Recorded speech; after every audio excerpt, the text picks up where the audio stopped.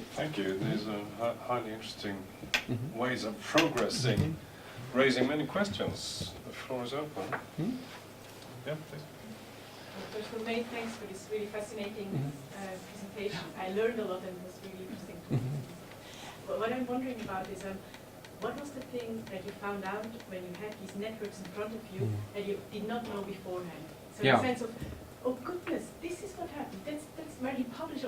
Right. What is the thing that the additional thing that is given you, except from visualization and saying, oh, now we have it all in front of us. Right, right. I think the work that was done at the Chicago project has actually been published relatively recently. And if you Google for Chicago Global Literary Networks, you'll find at least a link, if not a PDF, to an open access version of their piece. And Hoyt and Richard are best qualified to discuss the things that they learned.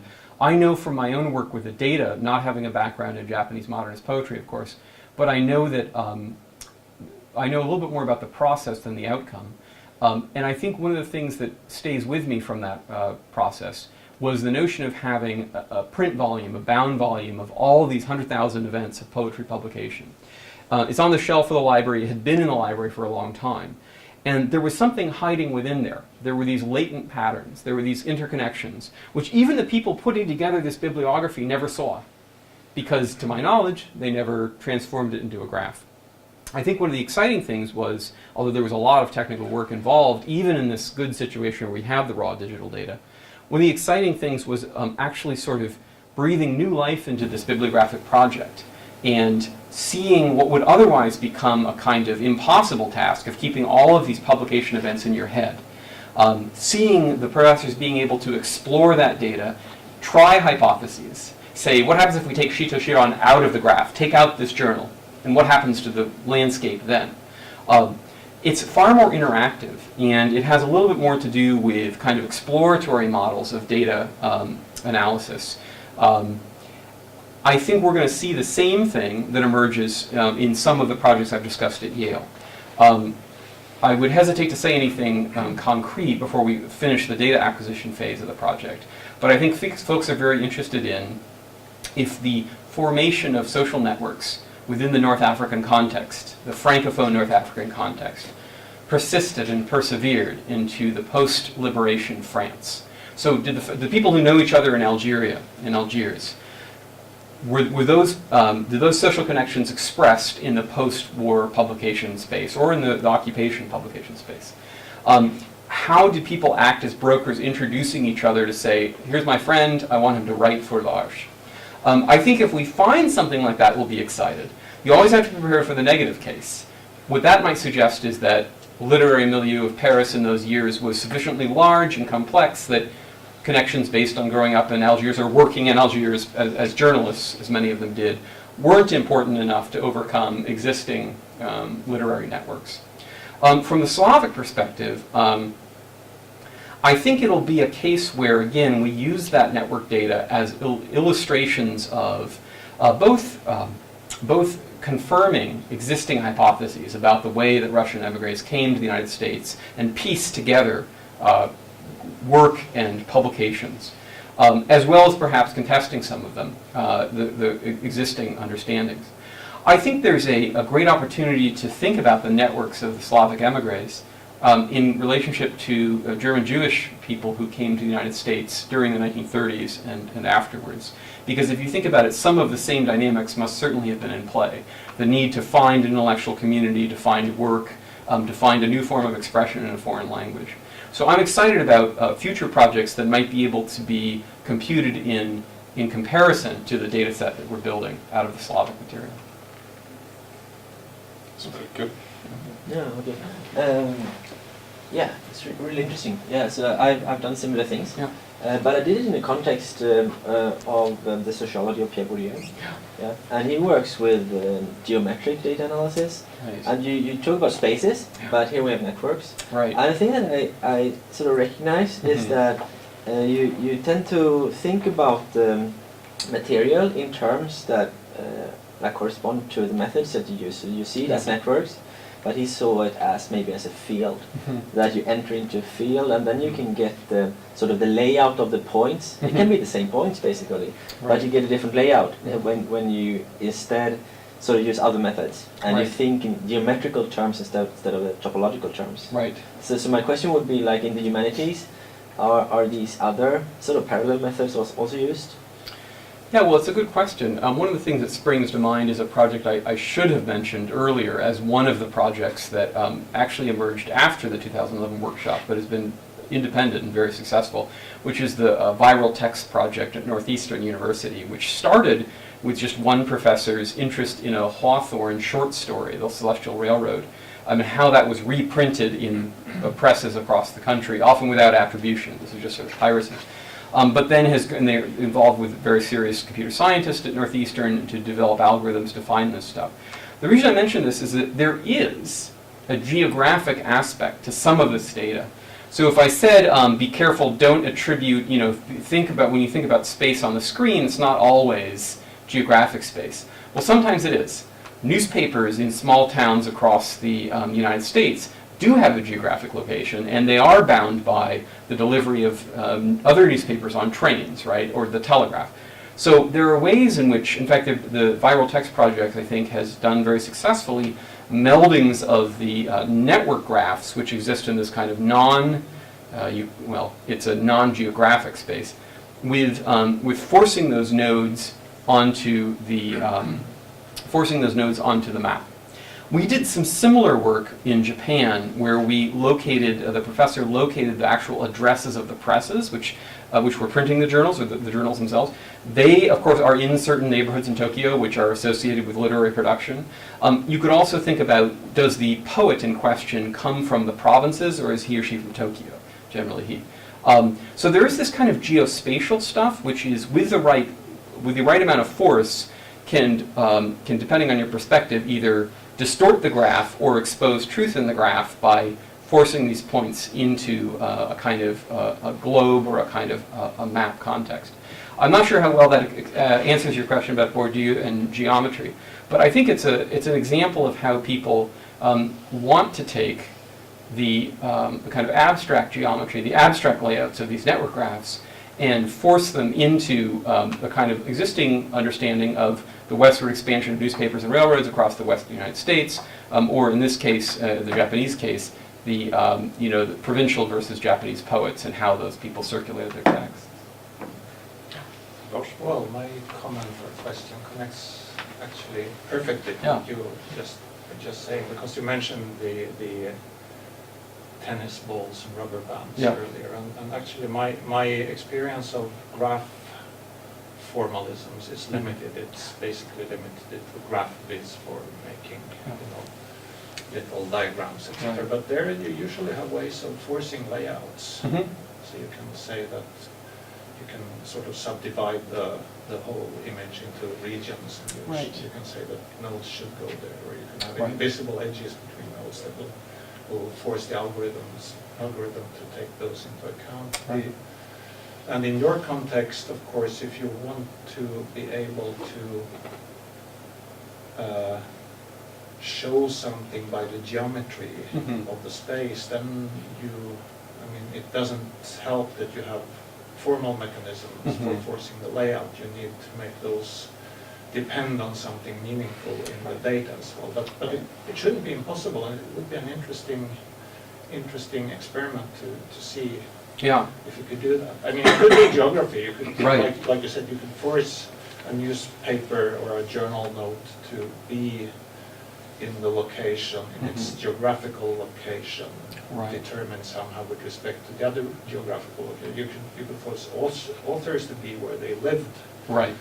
And because having authors close to each other could mean something, or it might not mean something. So, etc., etc. So there are I think there are technical ways of doing this, but of course, to make it meaningful, you also need to to have the right dependency between the data and where you force a node or an edge to go.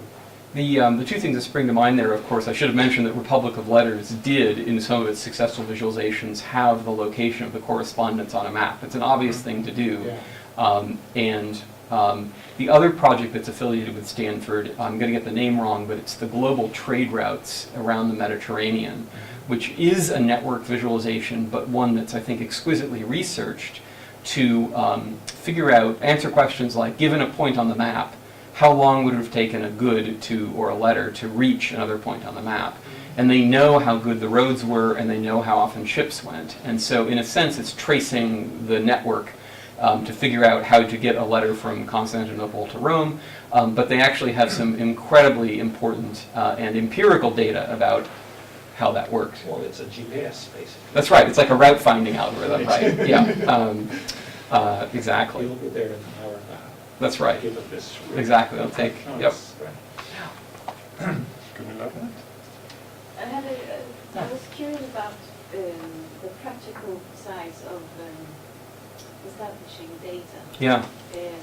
So it seems that either you have a very resource-demanding process of converting published like bibliographies into databases, or you have the graduate students doing something for you. Right. And I'm very curious, how do you get your graduate students to do this for you? Yeah.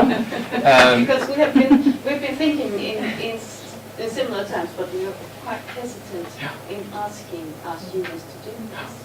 It's a concern. So the short answer is we pay them. We pay them $18 an hour, which is the standard rate that they would get for any other work. It's an interesting problem. I was actually mentioning this earlier. So with this French project, we've got an amazing researcher. She's a graduate student. And we're paying her to work on this project, which is close to, but not her own project. I believe she's also working in the 1940s. But she's working on different journals in different circles. What we've said to her is, we'll pay you to do this work because you read French, you're expert in French, so you're going to notice if we've screwed up the articles in French in some part of the process.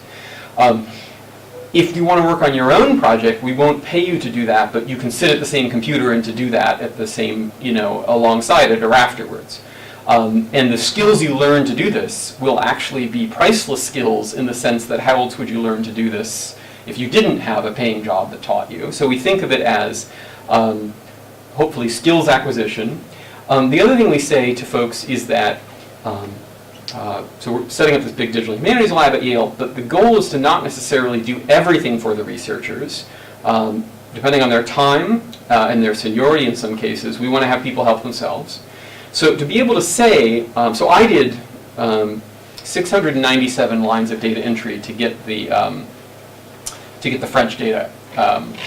That didn't take me that long. And what I've said to the graduate students is that if you do that similar amount of work, you can go to a conference in French studies at the MLA, whatever, and you can say, this is work that I did. This is not something that I gave to a programmer. I mean, there are certain parts of the process that they may pass off. But there's something about putting labor into this. And I think that if it's skills acquisition and it's being able to say when they're in a job search and the committee says, well, what have you ever done with your own hands that's digital humanities? Did the lab just do this for you? This particular student will be saying, no, I entered this stuff myself. I think that type of labor can be helpful, and it motivates, it gives a context for automation. It makes me think, well, it takes me this much time to do this data. If I could somehow automate that through some tricks or by scanning an existing index, how would that pay off? So it gives some context for the work that's being done. But I think it's an individual conversation. This particular graduate student with whom I spoke, she was amenable to this. She said, I'll gain some skills, I'll be paid, and at the end I'll be able to say I really contributed to this, and when a hiring committee says, what have you done, she'll say this. Well, just as a comment, I mean, here you can also pay graduate students. You can have up to 20% non-PhD work, but you have to pay them. So it's... Or you can crowdsource among retired librarians. That's right. This is also true. It also, I think, there's a value in letting people know how actual work gets done. I'm not going to pretend that this Google spreadsheet is the best way to do things, but it's what allows many, many people to work on something simultaneously, and it introduces people to the notion of database normalization. Like, so a typical thing is you just put, every time Nabokov did something, you say, this is Nabokov, Nabokov, Nabokov, and you realize, oh, he had a wife, and the wife had the same first initial as him, so what do we do now? We have to go back and fix everything to say Vladimir Nabokov. If you treat that as person 32, like with a sort of a database normalization, which is what we're doing here, then you always refer to Nabokov as Mr. 56 or whoever he is. And then whenever you create an edge between him and a journal, you just say, here's a link between Mr. number 9 and journal 33. That's not a natural way to work. In fact, it's tedious, and people who are doing the data entry don't particularly like it, but they understand why we're doing it, because we're building a database. That we don't want to go back and realize, oh my God, the only way to fix this is to change every single line where we refer to people by their last name. Some of this is just good experience in putting together large, complex digital projects. And I think for better or for worse, even at elite institutions such as Yale, there's a growing understanding that folks are going to need an assortment of skills in order to succeed in the job market, and that digital might be one of them. Oh. So, I mean, data entry could also be automated to some extent. And, there's an interesting connection between this work and language technology. Yeah. Because if you have scanned the tables of content and OCR them, then you could do some kind of information extraction on that and have somebody just check. Exactly. Post-process it rather than type everything. Right. That's true. That's right. Or a page, if you have it OCR, then that's right. Still slower than. Well, if you set it up the right way, it will still be slower than simply going through the list and just ticking off the ones that are not good or something. That's true. Yeah. The other thing you hope is that you're building an archive that will be helpful to researchers for many years in the future. Bracketing the question of copyright and are metadata facts copyrightable, in general, at least for people who are at Yale, we intend to make this data available to anyone. And so we think 5 years in the future, somebody could take this data set and do something completely different with it. And that's exciting, because if you're building something that will go forward in the tradition of maybe some of the big TEI projects, the national editions, that have taken a lot of work, but that will hopefully be useful for many years in the future. So if you build a project like this from scratch, how do you decide on what the parameters are? Or, as you said, you choose the nodes and the edges, but what kind of information? How do you know when you're doing too much information and too little? That's a great question. I think it's an iterative process. The good thing about the Google spreadsheet and the bad thing is that people can put in new columns all the time. So I always open this up and somebody's added a new column, which is great. It means, like, so for example, we're capturing the translations of who translated things. Then somebody will want to take those out and make them actual nodes and edges of translators, I'm sure. It's kind of this interesting problem of, again, it's the Borgian map, where you don't want to try to transcribe everything in the world. You want to see what's the minimum set you get to get you interesting results. And then the trade-off is if you guess wrong, if you get too little information, then you have this horrible problem many years later where you have to go back and redo it. Sorry. Yeah, I would. Yeah, very much like that. I was in an interesting seminar on Jonseres Herrgård just yesterday, or no, the day before yesterday. And there were two mathematicians discussing, and they were actually computer scientist mathematicians working with applied mathematics, and it was about culture and mathematical models of cultures and algorithms used there to sort of promote culture, actually. And one thing that I noted, I noted the connection between that kind of work with mathematics and the things that Pierre Bourdieu did with his maps, and also the things that you show that they end up with compelling pictures, and they are also sort of focused on algorithms that produce the pictures. And the thing that the mathematicians were really focused on was the step of mathematical modeling.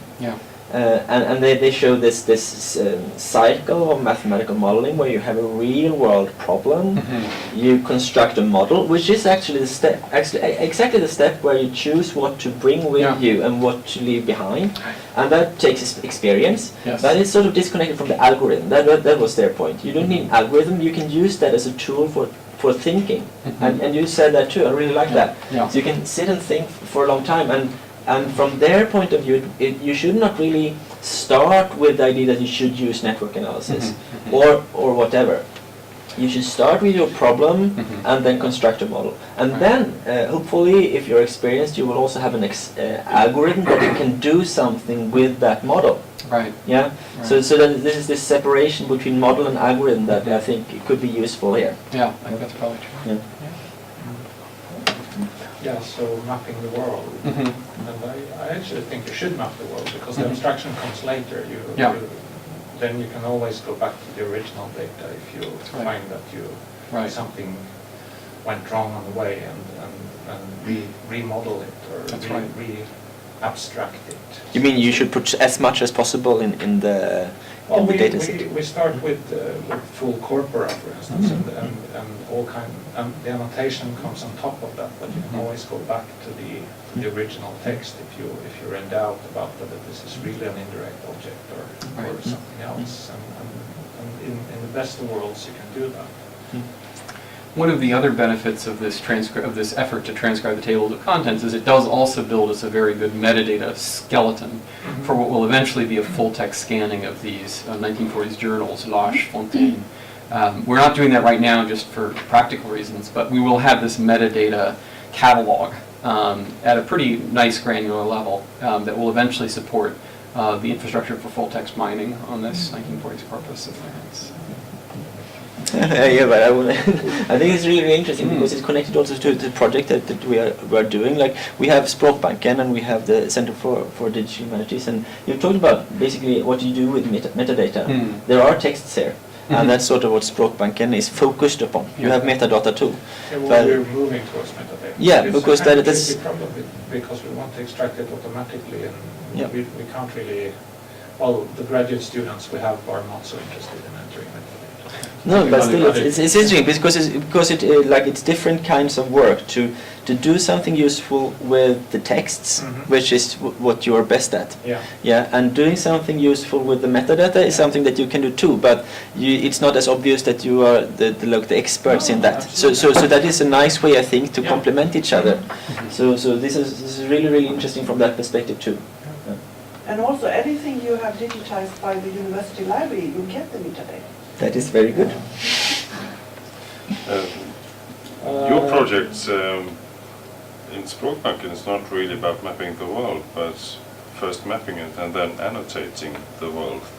But it's the same thing. I mean, annotation is mapping. It's mapping one kind of representation onto another, and that's what mapping is in the abstract. It's sort of mathematical. So mapping and analyzing is it's the same thing. Together. Yeah, a map is an analysis of the world. You can think of it that way. So what? I'm thinking about the visualizations. And ideally, a visualization within a research project is a generator of knowledge, not just a visualization. And how do you? I mean, if you work with a project and you have a visualization that works like that. Then when you open it up for external researchers, such as myself, I'm either confused or seduced by visualization. I think it's very difficult to get to understand it and, interpreting it. So how do you guide users that are external? Is it possible to build into the model the different layers of the research process, so to speak, so that you guide your other researchers more external to the project? Right. Well, I think, one of the things I would say is that this view of this one data set, I don't actually know if anybody will ever see this. It is useful as a debugging tool. Like, do we have anything floating off on the edge that's not connected? What I think probably what you may see is a projected graph, which is to say, a transformation of this, which focuses only on one type of node, where everything else has been collapsed into edges themselves. So if you gave your papers to the Beinecke Rare Books Library and Joseph Brodsky gave his papers to the library, same library, you would be linked with Brodsky through something which had been projected or collapsed into just showing a kind of reduction of the original data set. And we'll probably have 4 or 5 of these on the eventual website for this project. One that shows how departments reached out to certain types of émigrés and brought them in. In that case, the émigrés will be, the departments will be linked by émigrés who aren't actually present on the graph, but they're just going to be turned into edges. So I think part of this is, now that you have all the data, figure out what sort of analytical slices of it make sense. Because it's of course a very different claim to say that a department or a place where archives were donated or a publication, site of publication, are somehow linked. And in a sense, one of the weaknesses of this particular view of the data is that it pretends that journals, which could have published for decades, and individuals and institutions are the same thing. But I think that we're excited about the different experimental exponents, the sort of the sort of real-world manifestations of the underlying data in both the French and the Russian and the Silographics projects. One of the things, to give another example from the Silographics project, is where do different authorships find themselves on the same reading list? So you take somebody like Butler and you say, when is she read together with another person in a different field, right? How do post-colonial theorists and feminist theorists find themselves together? Again, that's where we have attributes about each course, what it's cross-listed with, what it's about, and we will hopefully sort of compute and project those graphs to show how things change over time. But I agree with you that it's getting the data into this state is in a sense a technical feat to make sure it all works, and then you have the hard work in front of you to kind of hone that thing to make it interpretable. So. It just occurred to me that we're sort of traipsed into mathematical terminology again, like you said, because a mapping is a mathematical term. It's not just the making of maps, but it's sort of it's a kind of function, in fact. So I was a bit, what's the word, equivocating. So a map is a kind of mapping, but not all mappings are maps. Right. It's like nodes and edges. That's right. Talked about earlier. But there's another about what Sverker said, which I found very good, in fact. So you talked about the Japanese poets earlier. There were three node colors depending on what school they belonged to, and that could also be a case for text mining. I mean, are there poems actually? Could you automatically extract their school from the poems themselves if you have them digitized? Right. Then you could either color the nodes automatically, or you could compare what you get with the expert's opinion of whether they are pre this or post that, etc. There's an interesting example from the American data set of actually a Christian poet who had all the social networks in place to be able to publish in high journals like Poetry Magazine, and never did, because his poems were these treacly Christian stuff at a time where that was not very high status. But you know, they're doing actually, I think, some text mining on precisely that. Is there a way to quantify what's interesting about bad Christian poetry? And I wanted to continue on that, I think that would be a very concrete way of collaborating between your center and our center to find kind of metadata extraction problems that would be interesting to us as language technology people and interesting to you as people who know what to do with metadata. I might add that in the Netherlands, they are very much into stylometrics. Right. And we are delivering some 30 books from the Literature Bank to them for them to use in a corpus with a number of languages. I don't really know what they... Is this Barrow style stylometrics, the stop word? No, I'm not really sure how they do this in the end. They started off by the author attribution, such issues, and then they have gone over to fairly other things. There were, even before the time of digital things, there were attempts to define Baroque style as opposed to Renaissance style by a number of adjectives, etc. But I haven't heard much about that. Yeah, but today you could actually... You could do it very quickly, and if Matt Jockers weren't only into topic modeling, he might be interested in such a project, wouldn't he? That's right.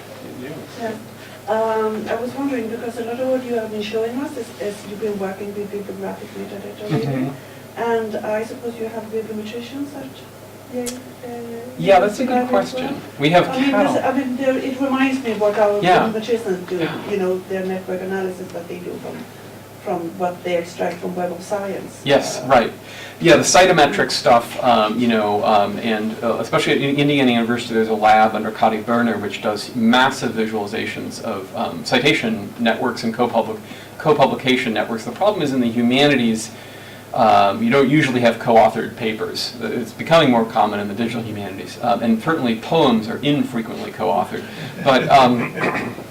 But no, it's a good point, and I think one of the reasons we're excited at the Digital Humanities Lab is physically within the library and organizationally within the library at Yale is that we know there's great expertise in our cataloging and metadata team that we hope to bring to bear.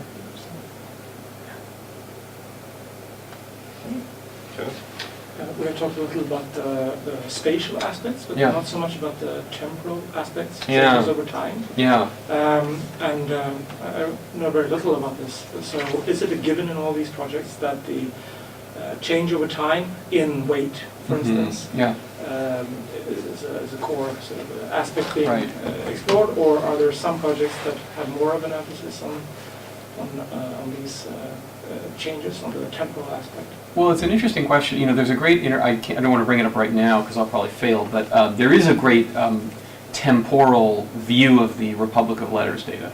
And it is, allows you to, exactly what you think, drag sliders to say. Now, of course, there's always, we haven't built something like that for the poetry data. We could try to do it. Basically, I think one of the things we're thinking about is there's a technical issue of, do you have to re-lay out the graph when you delete nodes and edges from it? Like if I were to somehow drag this time slice back before the year when the Beinecke was founded, this node would disappear. And these archives couldn't have been given to the Beinecke, and so what do I do with that? And what do I do if that's actually drawing these guys together? So there's an interesting question of how much you have to relay out the graph. Yeah, but I think you should see it more as a modeling question, like than a technical question, like of the layout. You need to think about what kind of problem you're working with. And I think that the reason why you do not take time into account, because it doesn't fit with this particular techniques. It's much more complicated when you think. But it turns out to be crucial for understanding this. So this is, I think that this is sort of a little bit, you get seduced by this, because time is not in there. And they can be people that seem to be connected, well worked at different points in time. So I think that this shows really the pitfalls with jumping to the technology without like taking the modeling step very carefully. And time, it's a really good question, I think.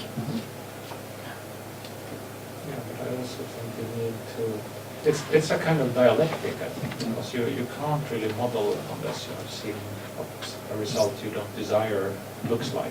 I mean, it's happened to me over and over again that I've talked to people who have no experience whatsoever of what I do and try to convince them that I have a good thing to offer. But it really helps to have something to show first. And then you can. It's like when you come to a meeting and you just say that now we're going to discuss this. Do you have any views on it? Rather than if you have a document, for instance, where you have put down lots of things that you would like to decide, and maybe after the meeting ends, everything has changed, but it's much better to start. This is not contradicting what you're saying, it's just saying that the process might be a bit back and forth, tennis balls and rubber bands. It's a good point, though, because one of the underlying assumptions is that if you get an issue of Poetry magazine in the mail, or you buy it in the newsstand, and you read it, and you see two poets, not necessarily on the same page, but in the same issue, certainly there's a connection in your brain to that, right? Like, oh, this is, and even maybe the last couple issues, you might say, man, they've been printing a lot of Southern poetry in this, the last couple issues, right? But it wouldn't go back more than a couple issues, right? So it's exactly the modeling question you ask is what are the things we care about? We know it's poetry, it's journals and poets. But are these edges legitimate, right? The fact that these things occurred in different volumes, different issues, it's a good question. We can say L'Arche during this 4-year period linked Camus with this other group, right? Because we're treating L'Arche, but Who knows if the readers themselves really thought of it that way? They thought this was a boring issue. This issue is much better. I'm glad they got rid of Camus. You know, who knows? There's a certain difference here because once you look at one of these representations, they are spatial in character. So that's why they can also be seductive in the sense that the space we see do not really necessarily reflect a spatial relationship as such. Right. And that's the difference between the space and the time, because if you build in a temporal aspect to the networks, while it might be simplified, etc., it's still, it is a temporal relationship that you're demonstrating. So in that sense, the spatial aspect can be more misleading in the sense, if you don't build the model to actually show actual spatial relationships. That's right. So it's just, I find the time scale very interesting, and I remember one of the most impressive visualizations I've seen, which is not a network analysis, it's the explosion of 15th century printing. I think it's from Harvard Meta Lab or something like that. And it's a very simple, just a video showing when printing presses show up in Europe. It's a very simple movie just showing when how it changes over time.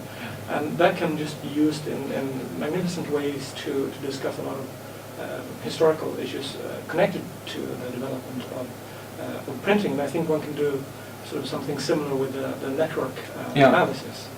That's a good point. The the one thing we have built an affordance for time. I'll show you two quick examples. It has nothing to do with networks. These are pictures taken in the 1930s in America.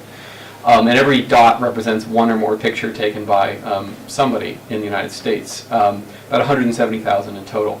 So for this, we do give you a time slider. You can say, give me photos taken before the outbreak of the Second World War, and that looks like that. Or you can go here, and this is the after the outbreak of the Second World War, it looks like that. Of course, that's not really the most interesting facet. Really, what's the most interesting facet is people, because people take pictures and they travel places on maps, and we can bring in older maps to kind of clarify what he's doing there. But I think I want to see in all of the systems we build, in addition to the really important modeling thing that Sverker brought up, I want these types of affordances on the screen so that, presuming the modeling is accurate, you have some control over this and you can say, I'm interested in this. The ultimate exponent of something like this would be, I'm from California, and so I took the 3,000 pictures that we have really good data on from California, and I built this, which is kind of like a dashboard that tries to bring in many explicit metadata facets. So you can say in here, I'm interested in, again, same thing, right, except it's even more interactive in what pictures were taken at what point in time. You could say only these pictures. You could also say only pictures taken by Dorothea Lange, who took the famous migrant mother picture. Finally, you can say you're really obsessed with religion, and it has to be after the outbreak, before the outbreak of the Second World War, it has to be Dorothea Lange, and then you could only in Kern County. So you can go from 3,000 pictures to 2 pictures pretty quickly.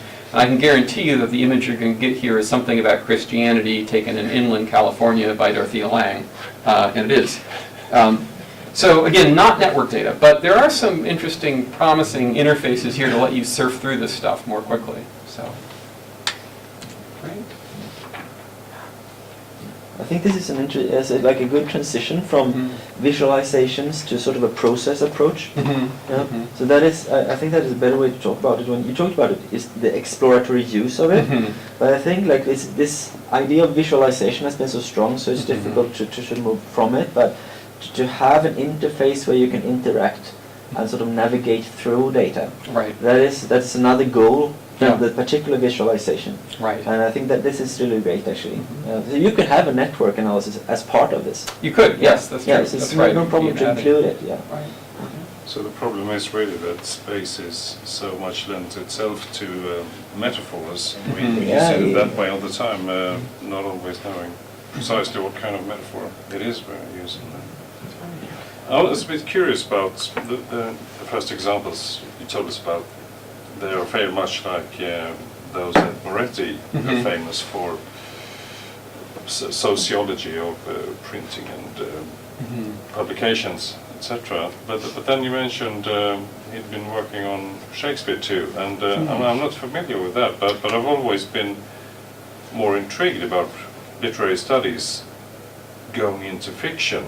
I can understand the use in sociological studies of how books are spread and etc. But and I can understand mapping persons in real life, like Joe Goldie does in journal articles, etc. But going into fictions, how do you use these tools then? That's a great, I can try to give a hackneyed summary of a great talk that I saw him give, but basically the notion is, it works best with plays because plays have very explicit encoding in the print of who's saying what, and it's oftentimes to whom, as well as who's on the stage, right? So you could actually, with text mining, you could probably generate a network graph very quickly from a play that was consistently internally described. I don't know if Moretti did that or if he just did it by hand. But basically, as I was saying, it's, is Ophelia on the stage when Hamlet's speaking? If so, draw a line. The interesting thing he does is he looks at his basic project, if I remember correctly, is to say, how centric, how important is the main character? What happens if you delete Hamlet from the graph of the play Hamlet? Just pretend Hamlet didn't exist. It would not be a very good play, but pretend that you have that graph. You could delete that node, and all the edges would be destroyed. And in some plays, and he goes through Lear, Hamlet, a couple different ones, in some ones, the play then separates into autonomous networks that never would interact, never would be on the stage at the same time. In other ones, it really doesn't matter if you delete the character because either he or she is speaking to people a lot or they're on stage at the same time. And then he goes on to make a very complex point about sovereignty, which I won't try to get into at this point, but it's very, very sophisticated. I think it's a great example, though, of having to define what your data is and what your connections are. If you try to do it with fiction, you'd either have to really love that text well enough to encode it in a way that, to actually build a database that was defensible. Or you might just find yourself, I said before on one of my slides, of ways things could go wrong. You might just end up with kind of a morass of uncomputable, uninterpretable things. Obviously, one advantage that both novels and plays have is they have structure like chapters, acts, and so you could potentially, if you make a set of decisions for one book, you could say this is what these 3 chapters look like, and this is what the other chapters look like. But it all comes down to whether you believe that maybe speaking to each other is valid or being on the stage at the same time is valid. In books, you don't often have that, right? People are speaking, then they stop speaking, but you don't know if they're still on the stage. There's no stage, right? So plays are more helpful for that. But I think, there's probably room for not only these, I would say, if a grad student came to me at Yale and said, I want to produce a graph that's uncomputable, I want to produce something that is not mathematically defensible, I would support that, because if they were, in the English department, I would support that. I think people have to be able to the freedom to try these things and to generate quote-unquote invalid data. I think that's, at this point in time, a pretty respected part of humanities praxis. Well put. Yeah.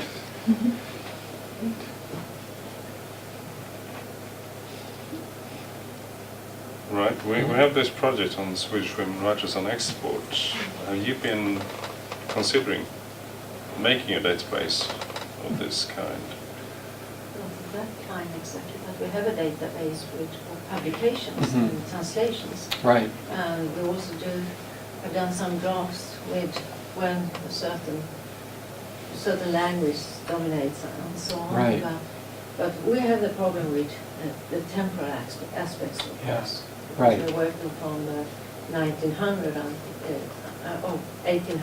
1900. Right. So that 100 years, and even we worked until the First World War, so it's even more than 100 years. Right. So, and then of course we can have slides showing the first 20 years and so on, but still we have this problem with the temporal aspect of our data. One of the advantages of working with the poetry stuff was that poems, they can, but they don't often take as long to write as a novel. And so the granularity of the data set is really tight, and people are producing many poems a year. That's not true of novels, or even of plays sometimes. So one of the things that enabled us to do was to look very closely at some of the poets in the system. So we didn't intend to do this, but we inadvertently built a kind of visualization of poets' output over time. Of course, there's something happens in the Pacific Theater in the 1940s, which affects a lot of different things. It affects, we should see if there's any, I don't think there are any Swedish poets in here. Otherwise I would know. I think there's one Dane. but I can't remember whom. Yeah, Ipe Jakobsen. But I guarantee you, so this is an interface I built for the same 113,000 poetry events in Japan. I can guarantee you this is probably not poems by him, it's probably references to him. Let's see. No, poems, okay. Well, now we're going to come into my limited ability to read Japanese. But apparently there were some Ipe Jakobsen poems published in 1938 and 1939. This is the phonetic transcription of his name in the Japanese, which is undoubtedly amusing. But there are also foreigners. Valérie is both translated and referred to quite a bit in the... But what's interesting about this dashboard is that this is not designed for the public, it's just kind of an internal system. Once we had enough data, we could automatically surface the outliers in our system. So the most prolific foreign poet was Rilke, followed by Valéry, Cocteau, Éluard. So you can see the Francophilic aspects of the culture here. But we also had data like the journals that most often published foreign translations. And I think we split that out by, it's the red amount is the translations versus the blue are the pure Japanese poems. Anyway, what I meant to link this back to was just as you build this database, there are possibilities, and I know you have a focus obviously on certain very canonical writers, and then there's a broader interest, but there's opportunities for building systems like this, a little better designed than this one perhaps, that show unexpected aspects of the data. And I think that's what's exciting about, we'll probably do this with the French stuff too, is to try to bring out how the war changed things for these various forms of output. So, yeah. Great. Yes? So you mentioned earlier about French material that there were no attributions for obvious reasons in the wartime journals, but does anybody know afterwards? Yes, so do we have a semi-supervised situation here where we have labeled data and unlabeled data, and we could probably build... Well, no, I was thinking that just it might be known to somebody and even noted somewhere. Yeah. So that's just having somebody locate those Yeah. data sources. No, that's a more, what you're referring to is a more interesting case. That's right. We could probably, I think you could probably do attribute. It's probably pretty much a solved problem. What's his name? Patrick Jewell or something could probably do this on a contract basis. People have done it famously with the Federalist Papers, right, in the United States. But that's a good point, that we shouldn't, especially since we have labeled items later on, we could throw all the anonymous things through them. In fact, for the first issues, we know exactly who it is. It's the editor. There's nobody else working for the paper. But as you go forward, some interesting things. Great.